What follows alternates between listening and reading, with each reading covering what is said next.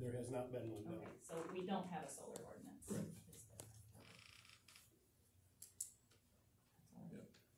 I just wondered if the planning commission was still gonna continue with their meetings. Because I think I heard that they are able to do that legally. The motion last month was to not have any more meetings till we get legal counsel present. Right. Which was 2 weeks ago. Right, which I think I heard that's not legal. I don't know for sure, but I think it is. The planning commission is required to meet 4 times a year. But we set our meeting schedule, we already voted on it, so. Right. And we actually granted additional meetings as needed. Okay. But that October is just a regular meeting. It I wasn't a special. see. Thank you. Any other questions? Melissa Bannon, Douglas Township. Who is in the running if you have such a hard decision with bringing up a lawyer? We have 5. We have at least 5, maybe 6 now. And you can't break that down so that we can move along on this and try to get this ordinance going? We only have 6 months. We're actually going into our second 6 months moratorium. Right. But we have one board member who's not here, hasn't even seen the entire list. Well, isn't that his job to keep up on things? Sure. Okay, well, because he's not here doing his job doesn't mean the rest of the township, who we're trying to do safety and health and welfare, can't get some kind of answers. And we are getting answers. We're working on that as fast as we can. So then, second part of the question, why can't you work on an ordinance without legal representation? Don't they look at the final draft? Or are you working on a lawyer that's going to help put in ordinance that's not necessarily what everybody else in the township wants, but then you guys can blame the lawyers for doing it? We're gonna hopefully hire a lawyer that's gonna keep us as a township from getting ourselves into any kind of legal issue. There is no legal issue if you put a safe ordinance in. There's somebody here that can attest to that. I'm just stating what we're doing. Okay. Well, it sounds like excuses to me. The planning board wants legal representation. We promised to get them help. Any other comments? Are we still on agenda items, or is this open? This Okay. is public comment. Okay. Norm Stevens, Elmer Township, which is in the middle of the thumb. I gave you a piece of paper. Did you get something for me up there? You have something, names and addresses? Okay. I just wanted you to have a copy of that so you know that I'm not just speaking, and guessing at what I'm saying. I want to read this. This will save a little bit of time. We're all going to want to go home. My name is Norm Stevens. I'm a former slightly pro-wind advocate. I actually didn't care either way in 2015 and 16. As a matter of fact, the background picture on my phone was wind turbines. From Elmer Township, which is located in the middle of the thumb, I'm a retired career phys ed, math, and American history teacher, and I live within a few miles of hundreds of wind turbines. I need to explain why I'm attending this meeting because Apex and some pro-wind people, I'm sure, and officials will no doubt ask the same question, like, why are you here? In November of 2020, 2 Montcalm County residents asked me for advice about a wind ordinance. I didn't call them, they called me. They had heard about the struggles our township officials, citizens, and I had been through, such as, this is a long list, 3 wind ordinances. We had a weak one in 2012, a weaker one in 2016 that was promoted and pushed by NextEra Energy, and finally we had a protective 2017 wind ordinance that has been used as a template in at least a half a dozen townships. We went through the removal and replacement of 4 board members. 2 were conflicted during the 2016 election. A NextEra lawsuit that we had to put up with was against the 2012 very weak, vague wind ordinance. It wasn't too restrictive at all, it was weak. And that was part of the problem. I've attended over 50 totally different township meetings across the state, many of them multiple times, since NextEra's lawsuit, and I've had dozens of township officials and residents call me for advice about wind ordinance regulations. Why? And what I just read is because I was involved in so much. Most of the time they wanted to know about the lawsuit. And I've spoken in front of the Michigan House Energy Policy Committee in Lansing. The Montcalm County residents who contacted me were probably contacting me for those reasons. Like I said, they called me, I didn't call them. I have a question, and I'll be done with my 3 minutes very soon. Can any of you, you've just mentioned about being sued and you're concerned about legal action. How many townships in the state of Michigan have been sued over exclusionary zoning? Do you guys, anybody up here know? Nobody knows? That's one reason I came, because I watched the last meeting and nobody knows. So,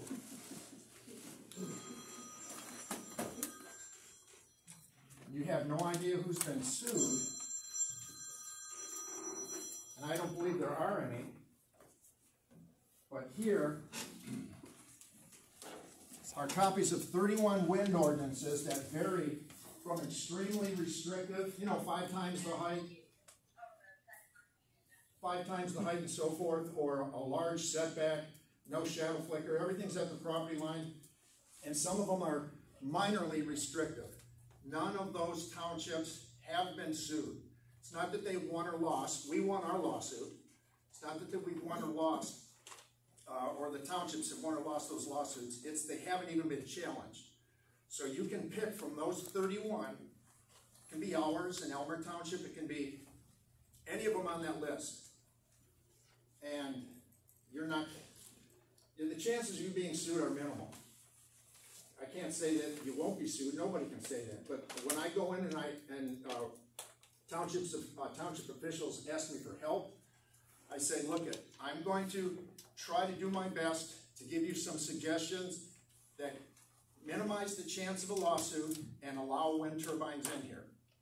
And when I argue, a lot of times it's with the residents, because they want a 2-mile setback. They want 30 decibel sound limits, and I'm like, you don't need to do that.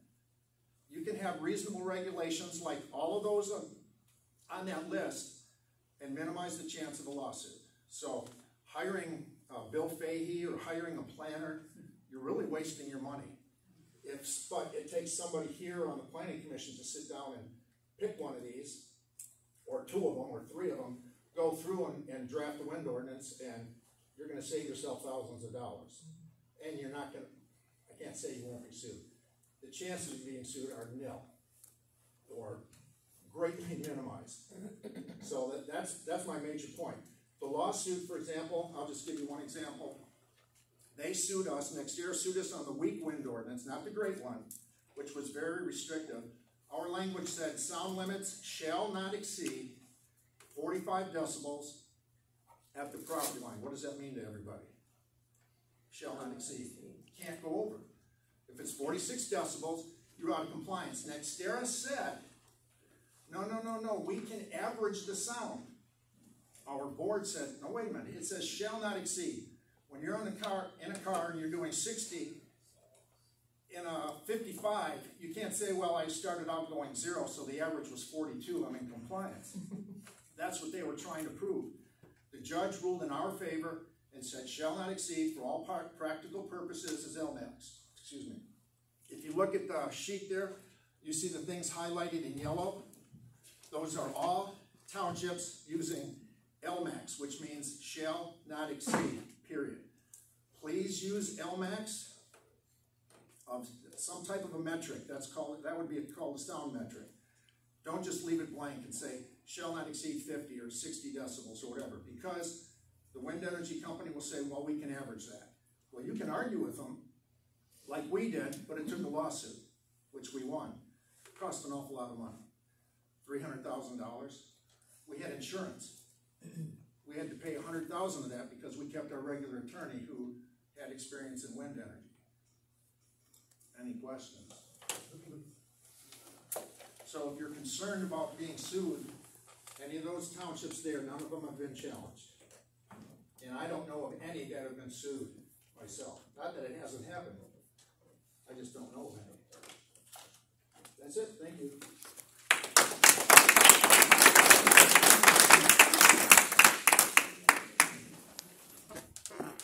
Anybody else? My name is Charlie Curtis, some property in Cato Township.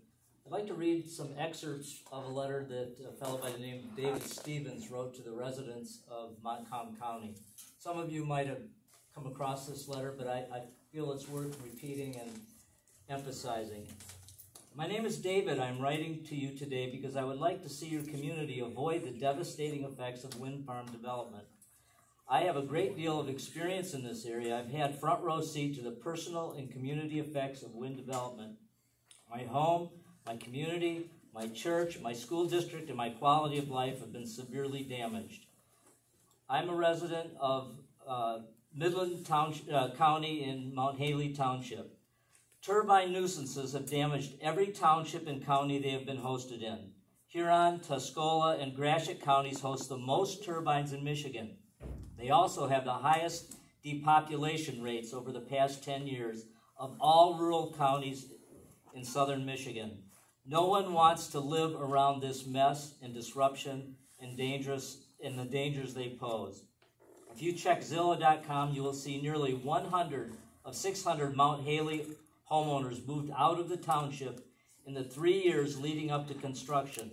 Today, not one single house is for sale in the entire wind farm footprint, 3 townships.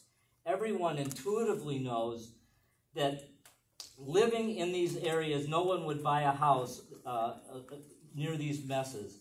Zillow also reveals only one house has changed hands in Apple Blossom Wind Farm in the past 4 years, since this wind farm was originated. No new homes have been built within the site of the new Meridian Wind Farm since the project came to light 3 years ago. And the average home value in Wheeler Township, including my home, is about $50,000 less than Ovid Township nearby, which has no wind turbines. In 2012, turbines were sited near me in Wheeler Township. In the past 8 years, my church is closed, the 3 nearest hardware stores have closed, 2 nearest party stores have closed, the nearest grocery store closed, the small town newspaper closed, and the local golf course closed. But the greatest damage has been done to nearby school districts. All rural school districts near wind turbines in Gratiot, Isabella, and Saginaw counties have experienced plummeting enrollments. It seems like nobody wants to live near these public nuisances. At Merrill Elementary School, enrollment has cratered 45% since turbines were sited. Merrill has lost 3 superintendents in 4 years, as well as award-winning teachers because of the depression this has caused. I want to warn you that Apex and DTE and township and county governments and some local landowners want their money and don't care a whit about your home or your rights or your community. They will try to bully you with deceit, unethical behaviors, conflicts of interest, and threats of legal action. Do not trust all the local officials to do everything that's essentially the right thing. Do not wait for a better day and hope for a good outcome. Fight for your community now before it is too late. So my question to you is, do we really want to have the wisdom to learn from David's letter and heed his warnings that placing industrial wind turbines in our rural community will be a disaster, and we allow them at our own peril? The inevitable depopulation that will occur around any area hosting them will result in a cascading and devastating downward spiral of this community, like David's, that we will never be able to recover from.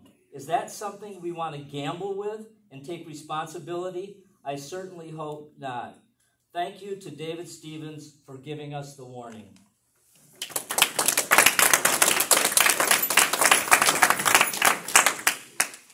The gentleman behind. Yeah, my name is Robert Scott. I'm a retired real estate development lawyer. I'm actually from Sydney Township. We have a place on Nevins Lake. This is an article that was published a couple of months ago in the Daily News, and you may have seen it. I'm not sure whether you saw it or not, but I'm going to hand it out tonight. And I'm gonna explain real quickly what it's all about. This is supporting, what Norm Stevens already talked about. This talks about the law dealing with exclusionary zoning. What it says is, under Michigan statute, for a wind company to claim exclusionary zoning, they have to show three things. First of all, they have to show that wind turbines are totally excluded from the township. Second of all, they've got to show that there's a demonstrated need for wind energy in your township. And third, they've got to, you can defend the lawsuit by saying there's no suitable place in your township for that kind of a use. In terms of totally excluding it, that doesn't mean you have to allow to do what they want to do. You don't have to allow 670-foot wind turbines with 1,200-foot setbacks from houses. If you put in a safe ordinance that allows shorter wind turbines, further setbacks, stricter sound ordinance and sound requirements, stricter wind shadow requirements, even if they can't meet them, that's not exclusionary. It's not exclusionary.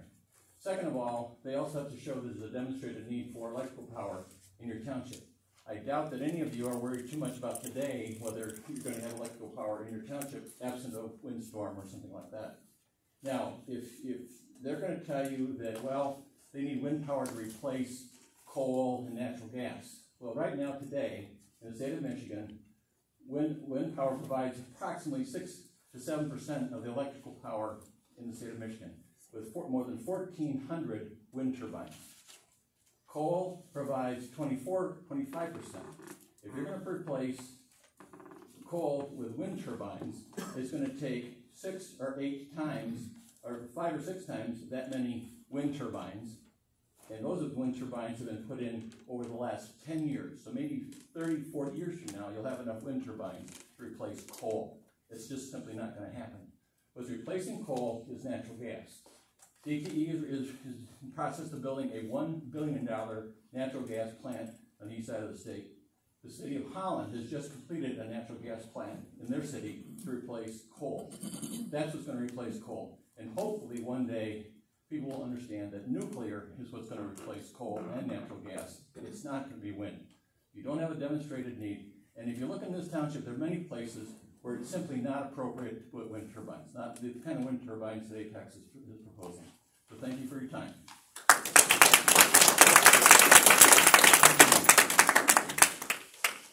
Somebody else over here.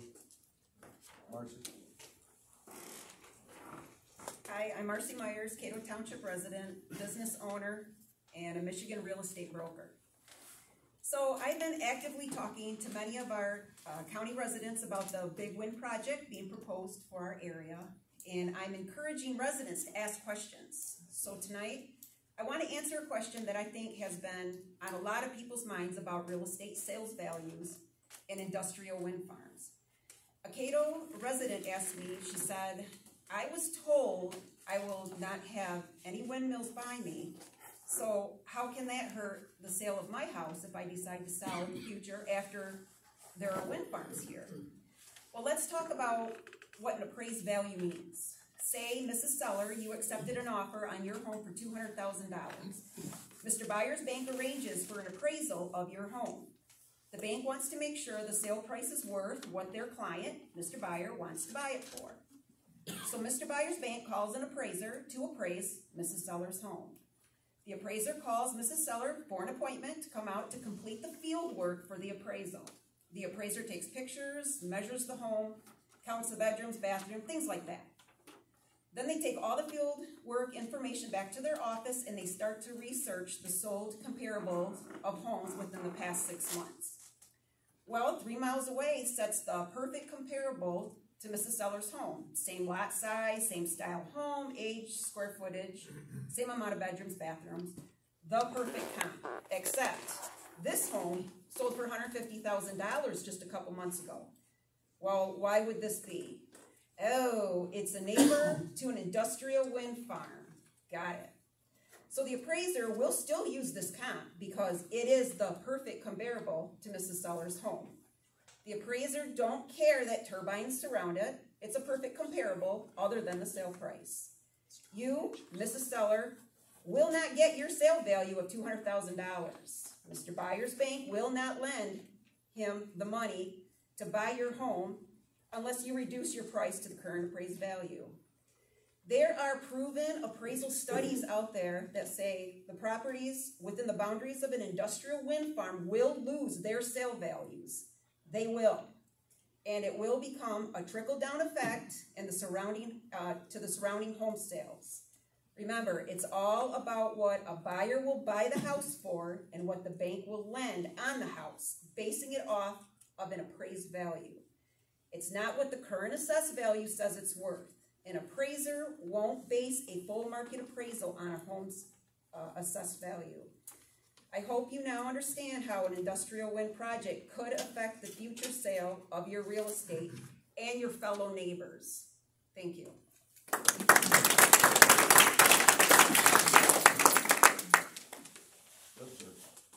I'm Chris Stout. I'm so disappointed in this whole county. You had a solar manufacturer plant right in Greenville, and none of your townships even considered putting it up.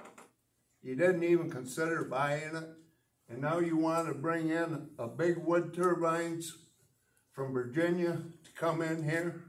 It's just ludicrous. Anybody else got a comment? Sure is. Thank you. Can I have you look at this sheet? Because you will have no idea what this is. I put it in your packet. I need to explain that because you're going to look at that and say, what did he give us this for? What page was it on? Oh, it's about 4 or 5 pages back, I'd say. It might even be folded already. You got it right. Okay. This is NextEra Energy is the company that tried to come in and put their wind turbines in our township. They hired an acoustician. I'll try and make this brief. The acoustician that they were expecting was sick from Oregon. Talk about outsiders. Brought him in from Oregon. Well, he was sick, he couldn't come. So they sent a replacement from that same company. Well, that guy wasn't playing ball with NextEra because he stood up at a public hearing in our township and he said, now if you look at this, open it up, he said, almost word for word here, it would be totally unacceptable to state. You can't say this. Don't anybody say this. Shall not exceed means NextEra can average the sound. You can't say that. That's what he said at a public hearing in a microphone with a podium and 150 to 200 people there. When NextEra did their legal brief, now fold this down. Fold that down and look what you read. NextEra put in their legal brief, well, Kerry Stanley, the acoustician, said, shall not exceed means NextEra can average the sound. That's not what he said. He said you can't say that. But that's not what they put in their legal brief. That's what you're up against. That's, you know, Apex is not NextEra, I understand that, but they all pretty much play the same game. And so that's really important that you see this. All right, thank you. Anybody else? Yes, sir. Yeah, Phil Morrow, Chair of the Cato Township Planning Commission, Cato Township taxpayer. I guess I was hoping that we'd have a decision tonight, and I know we don't have a board member here, and I understand that's important, I really do. Because I as a resident, I as a, I don't know, chair, I guess, I was hoping that we could move forward, and I know you budgeted some funds for this, and it's important that we do move forward with it, but I understand your decision. I do think that everybody needs to be here. But in making your decision, I guess, because I may not have the opportunity to express, I guess, maybe next time, hopefully you choose somebody that has some experience, and I know they all have some experience, but some have worked with other townships and maybe not fared as well.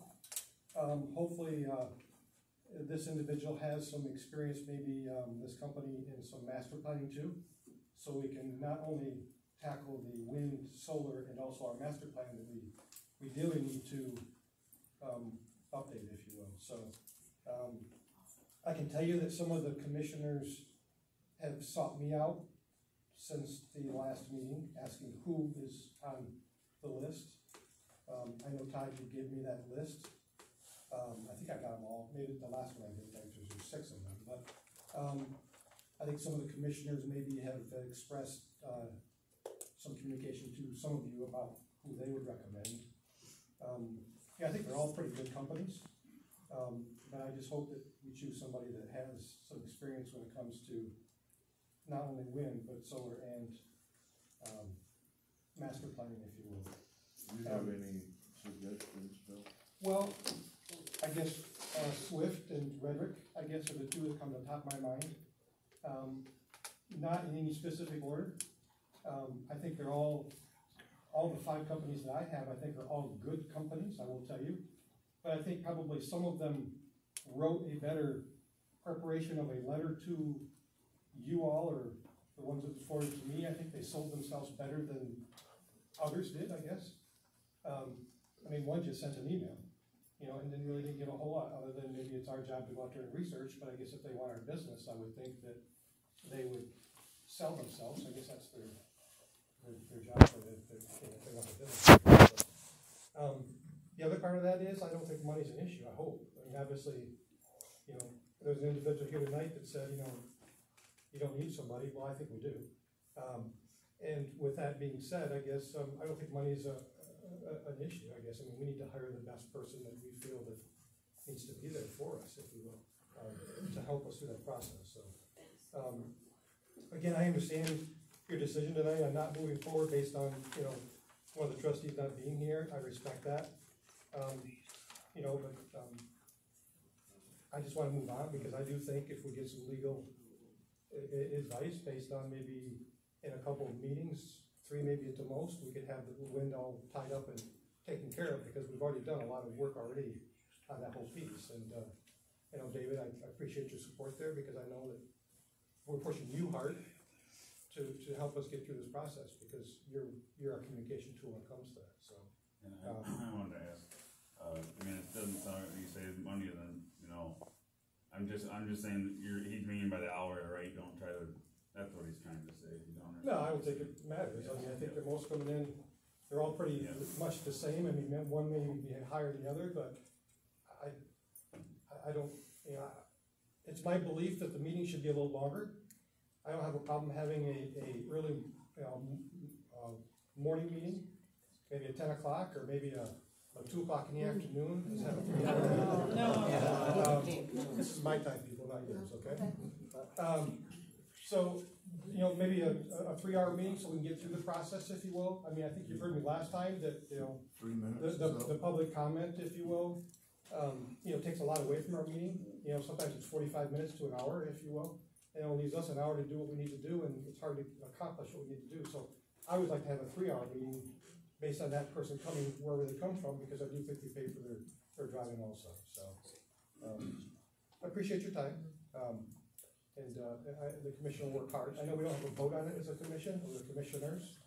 I know David does, and he respects, you know, as far as part of us, if you will. So yeah. 3 minutes is up. Yeah, 3 minutes is up. But there was a couple speakers here tonight, people that maybe talked for like 6 minutes. So I don't think I went that long. So thank you, Commission. Anybody else? Just in observance, Kevin Murphy, actually Winfield Township. Is the majority of you people, are you working people or are you retired?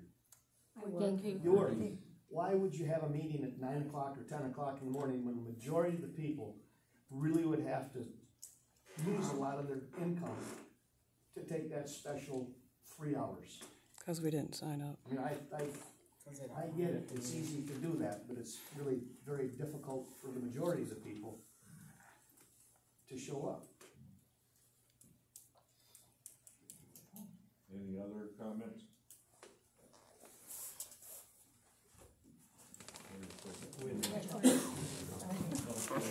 Could I ask the board that they advise Phil to follow your guys' leadership and hold public comment at the end of the meeting, which has been suggested before, but that way, because he doesn't want to listen to people's voices and opinions, they can do business first, and if we have to wait 3 hours to have our comment, then that is on us.